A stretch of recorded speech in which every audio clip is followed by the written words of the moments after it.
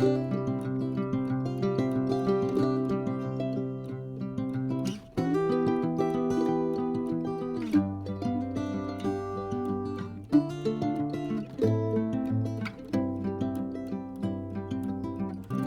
I'm Tara from Wild Bird Farm. Do you believe that today is seed starting day? Now it is early January here. I am in zone 5, so depending on where you're at, this may be too early for you. I have a DIY hoop house that these seeds will be going into. I like to plant out there generally in early to mid-February. So it's time to get some of these seeds started. Join me today. We're going to be talking about scented stock, Campanula, and what's our third one? And Sweet William. All right, let's jump right in here. I have a DIY hoop house that I've shown in several videos. If you're interested in that, head on back to my channel. I'll also be doing more of a video that gives specifics about that this spring. It is approximately 12 foot wide by 25-ish feet long. We bought pole benders from Johnny's Select Seeds, the biggest one you could get. We do have the entire thing reinforced at the bottom with 2x4s, so that might bring it up a little bit taller than what the poles would generally put it at. But I'll actually try and get my husband involved to help me do a video on that because he's the mastermind behind that. But this will be my 5th year growing in that hoop house. It is not near big enough. For the last 2 years, I really wanted to get a much larger hoop house, but it just hasn't happened yet. So there are a lot more flowers I'd love to grow out there. I'm just trying to play around year by year which plants are okay being outside early versus which ones really benefit from being an extra protection that the hoop house gives. One example is snapdragons. I've grown those in the hoop house. They do very, very well. This year they're getting booted out though. They're gonna go out early in my rows. I just don't have enough space in there for them. Canterbury bells or Campanula, some of those that we're gonna start here today. I planted, I believe I had 80 of these in the hoop house last year. I planted them out actually the fall before, so they overwintered in there. I had gigantic tall blooms. It worked out really, really well. I just didn't use them quite as much as I thought I would. I think if I was selling to an event florist or I needed 4-foot stems for an event or something, they would have worked really well. I just had to hack them way down so I could use them in my wrap bouquets. So I kind of thought I crossed them off my list, but I don't know if anyone else does this. I somehow ordered more seeds this year. So I have 100 seeds of the Champion White hybrid pelleted and then of the lavender. So we're not going to do near that many. I think I'm just going to use a smaller starting tray and do about 20 of each, mostly because of room constraints in the hoop house. The bells on these flowers are so delicate and sort of face upward. And I've also read that with spring storms, they just don't do very well with water getting in those blooms. So I'm just afraid to put these outdoors in our climate. We have a lot of wind in the spring. And while I did stake them in the hoop house, these would have to be really reinforced, and then still that rain might come through and ruin the blooms. So rather than risking starting 200 of these, planting them outdoors and not having it work out, I'm just going to try a small amount in the hoop house. Now the difference this year is that I didn't start these in the fall. I'm just starting them now in January. These are a little bit temperamental in that they need less than 11 hours of daylight as they're growing. If they're getting more hours of daylight than that, they're going to probably bloom on very short stems. So that's the risk I am running starting them now rather than last fall. So I need to be mindful of that as far as when I'm even growing on the seedlings. And then they are tiny seeds. These are actually pelleted that I got from Johnny's. And they need light to germinate. So I'm just going to be carefully setting these on the top of my soil plugs here. And then I'm going to be covering it with a light layer of vermiculite and wetting that down. But other than that, I'm going to water from the bottom so I don't disturb these pelleted seeds. So as we get into this first one, this is the white. Johnny's has really good grow instructions too. So if you're new to growing, I would say it's worth getting them from Johnny's, or at least checking out their website for all of their very detailed growing instructions. But they come in this little vial. There's 100 supposedly in here. And I'm gonna adjust my camera now, and we're gonna get this first plug tray planted up. Okay, before we get started, this is a smaller size than the standard trays. I got these off of Amazon. They fit really well on my grow rack. So when I am starting smaller amounts of seeds, I really like to use this size. I've labeled it. I just use blue painter's tape. I put the date and what I am starting. And I'm gonna do 20 plugs of the white and 20 of the lavender. And I guess that's about all there is to it. These are tiny little guys. Pelleted seeds here are slightly yellow, if you can see those. And I'm gonna aim to just put one in each cell here. If I get two, I'm not gonna be too worried about it. I always think if I start two in some of them, and then if another one doesn't have any come up at all, I can just transplant that second one over to the empty cell. But for the most part, and I just kind of roll my fingers with these pelleted seeds. That's pretty easy to do. When we do something like chamomile or snapdragons, those are so small. I get way too many in the single cell packs there, but that went quick. There's 20 white. And I'm not gonna promise myself anything, but since I have seeds left, I may start some of these in about a month and try them outside. I don't know, I don't have a lot of hope for that. Last year we were so dry in the springtime that it probably would have worked out fine, but of course we don't really want a dry spring, so I don't know that I want to hedge my bets on that.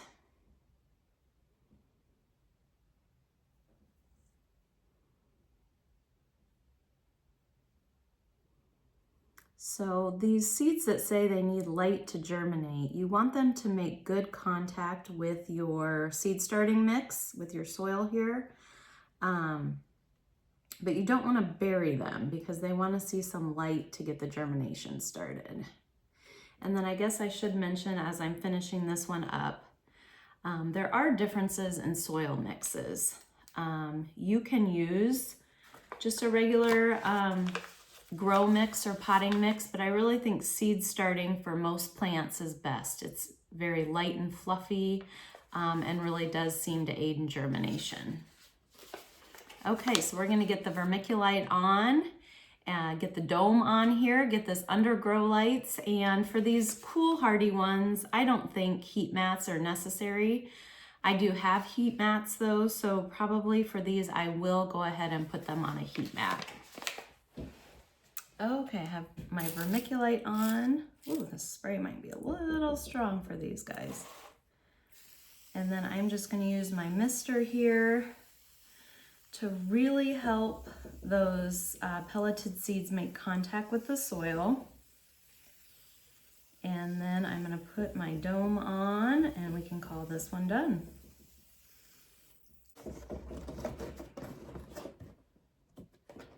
Okay, second on our list today is Dianthus or Sweet William. And I have grown several types. My first couple years, I grabbed a $1 pack from like Dollar General or the Dollar Tree. Those actually grew great. Beautiful plants. I was able to use them as cut flowers. I've trialed these both inside my hoop house and out. And I know some growers would argue and say, oh, your hoop house space is too valuable for a cheap flower like Dianthus. But for me, this is really the only way I can get really nice long stems. They're great to use in my cut flower bouquets. I have, for the past 3 years, had some also planted outside. For the most part, these perennialize here. I will have some die off outside. But those plants probably get maybe 18 inches on the tall side, closer to probably 12 to 16.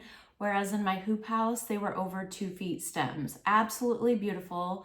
For the most part, they've also perennialized in my hoop house. I have probably an 8-foot 8 by 3 foot section of them now. And so I just grow a few plants each year to rejuvenate and keep that patch full.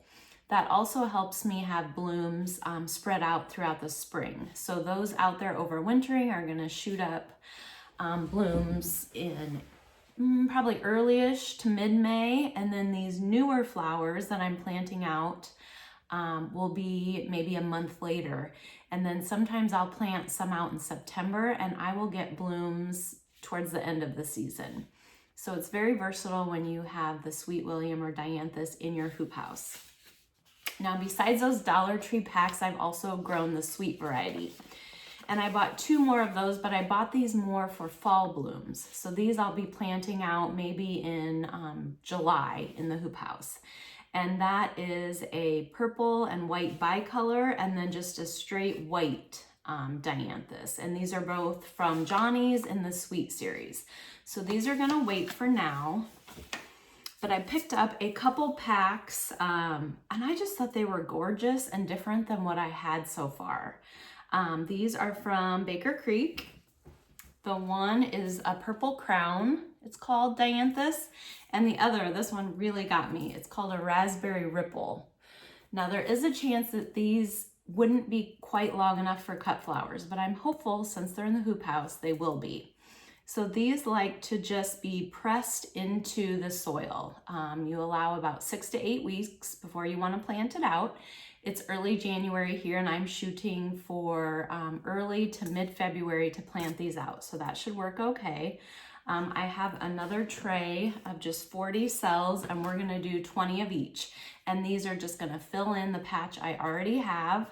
That was plenty, more than enough, more than I could use last year. So we're just keeping that patch going, and this is a fun way to try out new varieties. Gosh, and then I forgot to turn my camera on. I have these planted up with vermiculite and I'm just gonna spray them lightly again. Same process as we did before. And then they are ready to go under lights.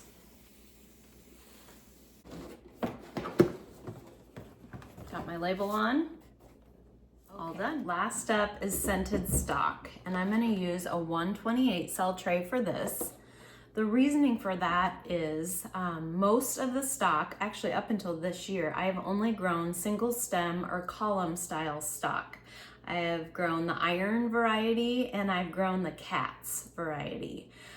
These put up 1 bloom stalk. You don't want to pinch them. That 1 bloom stalk will put on blooms and you cut it and then you're done. The plant is done. So in addition to being sure to know what type of stock you're growing, you can also select for double blooms. I believe it's called the cotyledon stage, so that is before they even get a true leaf. It's just like a tiny first shoot, like the first 2 leaves. I believe they're called cotyledons. When your plants pop up and they're that tall, you can pretty easily select the doubles by looking at how those leaves are attached to their little stem. And once you look at them, you can kind of tell, but those cotyledons will be attached fully rather than making like a leaf shape is the easiest way I can say it. You can also go by the color, lighter and darker. Johnny's Select Seeds has a really good description on how to select. You can also select when they're still seeds, but I've never tried it that way. For the last 2 years, I have just let everything grow. Unless there was 3 or 4 plants in a plug, I would cull the one that I wasn't thinking was going to be a double. But you can plant stock very closely together because it's only going to be that single stem. And some places actually recommend planting 2 seeds per your little soil cube and planting them out that way. So if I plant 2 or 3 seeds, they pop up their seedlings. If I can easily tell that one's going to be a single and I have at least 1 or 2 others in that cell, I'll snip it off with my finger or a pair of scissors. Otherwise, I just let them grow. Got it in other videos before and shown them out in the field growing. Singles just simply have a little simple single flower petal. Doubles are kind of a fluffy bloom and they are gorgeous, but I think if they can grow together and they're already growing, usually I leave them. Anyway, in addition to these single column style stock plants, I am also growing a spray type this year. So I have a lot of stock here and we probably need to narrow down what I'm gonna grow a little bit. But I got these antique pink from Baker Creek. I'm so excited to try these. I think I'm gonna only probably try one pack right now and just to see how it goes, because these will be going out pretty early. And then as I'm succession planting my single column styles, I'll do some more just to kind of have a safeguard in case I kill all of these off. And then I have a couple iron varieties that I did last year that I liked. I had the iron pink, the iron apricot, and the iron blue. I have a Ruby Cats. I bought that. It's a darker ruby red. I bought that for the fall, so we're gonna keep that one back. And then I also have one Cats variety, which is a lavender blue. So I'm gonna try that one, and I'm gonna do the pink and the apricot, and I'm probably gonna put the iron blue aside for now. Again, these are single stems, so it's recommended that you succession plant these every 2 weeks or so. I generally only get 2 or 3 successions in, and sometimes I run out of room in my hoop house, and that kind of stops my successions. But this is what we're gonna do with 128 cells here. We're just gonna try to divide it up pretty evenly between the 4 varieties. Stalk is pretty tiny. They're kind of a flat seed, so I don't find them too terrible to sow. Kind of a lighter tan. And again, I just kind of use a trick. The hardest thing is to know what row I last did. I ended up doing 40 of the antique branching style from Baker Creek, and do 4 or 5, however many rows I can get out of these other 3 of the single stem.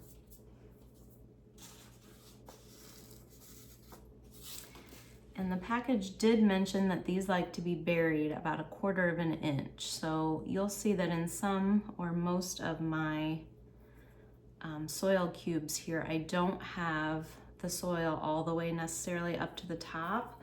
This will allow me to just sprinkle over a little bit more seed starting mix when we're done here.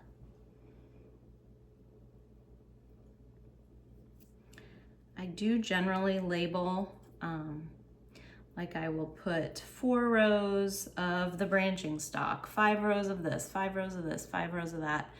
But when I get out to the hoop house, it doesn't really matter. You don't harvest stalk until it's 1/2 to 2/3 open. So you're gonna very easily be able to see what colors you have, what color you're harvesting. I just have a few more of these. So the first succession is going to be a little bit heavy apricot, but I didn't have very many left. We may only do the blue then and save the pink for the second succession. All right, I do sometimes do this. I hadn't been doing it yet.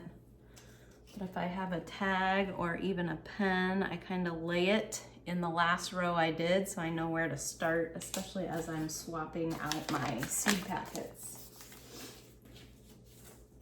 So let's see how many of this lavender blue I have. I might not have enough for all these rows. No, I don't. So we'll put in a few pink first.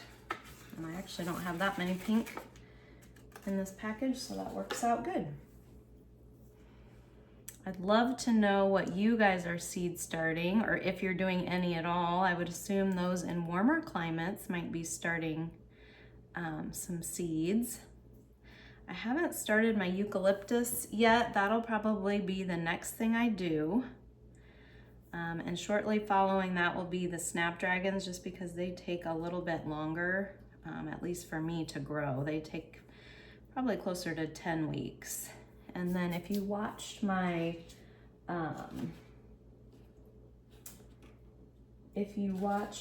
sorry, I was getting confused here. If you watched my milk jug, my winter sowing video, you'll notice that I'm doing most of my natives and perennials in milk jugs. So I'm trying to really keep my seed area under lights for starts. And I'm also just trying to simplify my life a little bit. It is time consuming to get all of these watered, you know, once or twice a week. So I'm just trying to save myself a little bit of time in doing that. We have a really busy spring. I have a daughter graduating high school, which I want some of these stock for, for bouquets for her tables, but I just know with sports and all of the graduation business, it's gonna be a busy spring. So all that to say, I'm trying to minimize how many plants I have in total overall at a time on my grow shelves. It's just gonna make watering faster, hardening off simpler as I'm carrying these things in and out and getting them hardened off. So it's a goal, we'll see if it happens. I'm sure I'll have those shelves filled up as I normally do.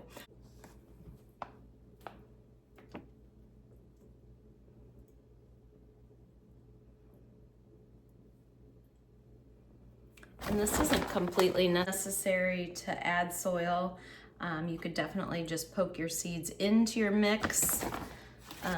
With these being the smaller seed starting trays, I just thought it'd be good to give them a little bit of a top dressing.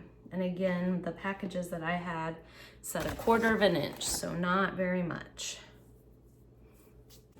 Can't remember if I already said this, but stock grows pretty quickly. The packages I have said pre-start 5 to 6 weeks before you plant out, and I think I'm probably closer to 4 to 5 weeks generally. They grow pretty quick.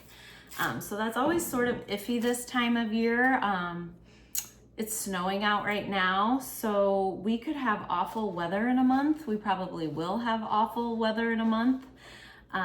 So sometimes you have to hold your seeds over a little bit. Even just waiting for a sunny day that really warms up the hoop is sometimes something that you have to wait for. So just keep that in mind. I don't think the 6 to 8 weeks for hardy annuals, it's just a guide. And it doesn't always work out perfectly, especially if you live in the Midwest like I do, and we sometimes have pretty iffy weather. So I think if you want to start your stock closer to, let's say you're going to plant it outside, and you haven't started it and it's 4 weeks before your last frost, I think that's okay. I think there's a lot of experimentation that we can do with gardening, and I think that's really the only way we learn for our zone and also our specific area. I live out here surrounded by commercial plowed fields. It gets extremely windy here. If you are in a suburban area and maybe you have a fenced in backyard, you may have a microclimate that's at least one zone warmer than what you are, you know, technically in. So I think that's where experimenting comes in. I think we learn each year more about where we grow. So I'm gonna get these under lights. Until next time, guys, stay warm. And if it's not cold where you're at, please go outside for me.